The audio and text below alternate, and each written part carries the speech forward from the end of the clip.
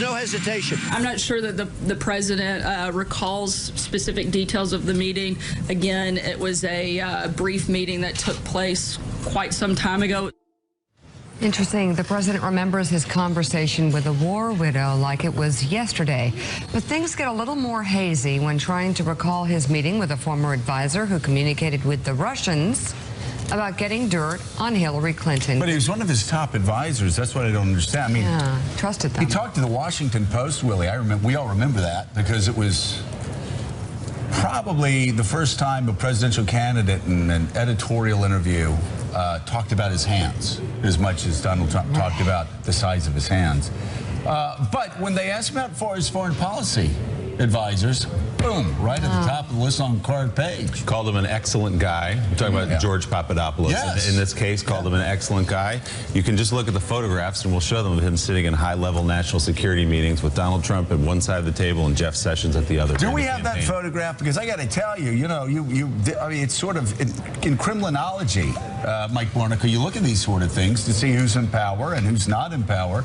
And, like, man, you have the Attorney General on one side, the President of the United States, on who's going to be the president, obviously, and right in the middle, boom, the man of the moment. There he is. That is the seat. George right there. Papadopoulos. That's the big story of the day. Good morning, everyone. Really it's Tuesday, October 31st. Happy Halloween. Happy Scary Halloween. day for a lot of people.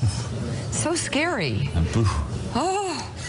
With us, we have veteran columnist and MSNBC contributor Mike Barnicle. Are you scared, Mike? I'm frightened to death now. Yeah. Oh, yeah. Freaked out.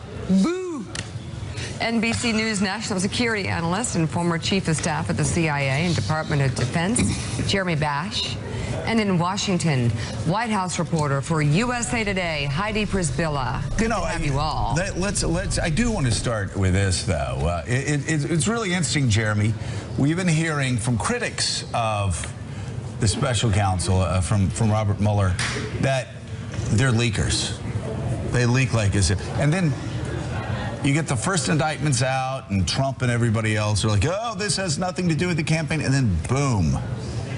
Then we get the other shoe drops. And my gosh, you sit there going, oh, they arrested him what? When? And they've held it for this long.